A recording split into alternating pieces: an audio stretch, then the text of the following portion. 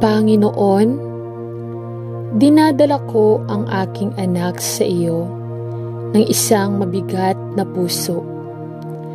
Alam na ang mahalagang anak na pinagbala mo sa akin ay nahuli ng mga gamot at ng kanilang buhay ay walang kontrol. Tulungan kami, Lord, na ipagdarasal ko, malaman kung ano ang gagawin at ipakita sa amin kung paano kami makakatulong upang matiyak at itigil ang mga aktibidad na nauugnay sa droga, kung saan man ang sisihin sa sitwasyong ito ay namamalagi.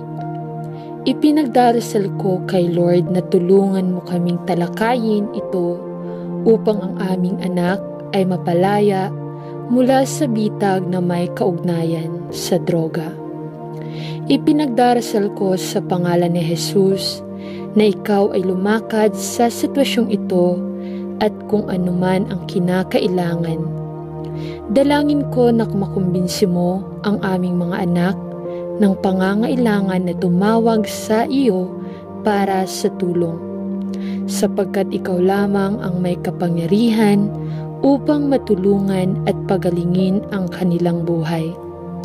Bigyan mo ako ng lakas na ipinagdarasal kong suportahan ang aking anak sa panalangin o therapy o anumang iba pang paraan upang maaari silang mapagana na iwanan ang nakaraan na may kaugnayan sa droga at lumabas sa hinaharap na napalaya mula sa pagkaalipin na ito.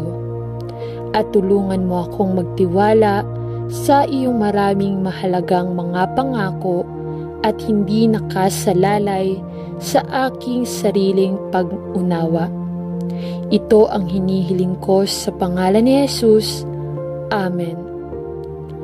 Panginoon, nasisira ang aking puso ng aking magagandang anak na babae ay kahit papaano ay naging kasangkot sa droga at halos siya ay naging ibang tao sa kanyang mga swings, depresyon at galit. Panginoon, hindi ito ang gusto ko para sa aking anak na babae at manalangin na tulungan mo siyang baligtarin ang kakilakilabot na pagkagumon na nagkaroon ng gayong nagwawasak na epekto sa buong buhay namin. Mahal na mahal namin siya at alam ko ng iyong pagmamahal sa kanya ay lumampas sa aming sarili. At ipinagdarasal ko na sa iyong biyaya at awa ay tutulungan mo siyang mapalaya mula sa pagkagumon na ito sa mga gamot at tutulungan ka namin na bigyan siya ng tulong at suporta na kailangan niya sa pinakamahirap na oras na ito. Bigyan mo ako ng karunungan na ipinagdarasal ko upang malaman ko kung ano ang gagawin at kung paano makakatulong sa kanya. Pakiramdam ko ay nawawala ang alam kung ano ang gagawin. Ngunit ang aking mga mata ay nasa iyo na, Panginoon. Bisitahin kami lahat sa iyong kapayapaan ay ipinagdarasal ko at ibalik ang kagalakan at kaligayahan na dating namin. Itinatanong ko ito sa pangalan ni Jesus. Amen. Ama sa langit, tumingin ako sa iyo upang tulungan ako sa aking pagbawi mula sa pagkalulong sa droga. Alam na ang aking tulong ay nagmula sa iyo lamang. Ginawa mo ako at nakaschedule araw-araw ng aking buhay. At alam ko na sa maraming okasyon ay humakbang ako sa labas ng iyong kalooban para sa akin. Ngunit ipinagdarasal ko na sa iyong biyaya at awa ay pagagalingin mo ako sa aking pagkagumon sa mga gamot at makakatulong upang ilagay ang aking mga paa sa kalsada upang mabawi. Nagtitiwala ako sa iyo, Lord, at alam kong karapat-dapat ka sa lahat ng aking papuri at pagsamba. At nagpapasalamat ako sa iyo, Ama, sa maraming mga pagpapala na ibinigay mo sa akin.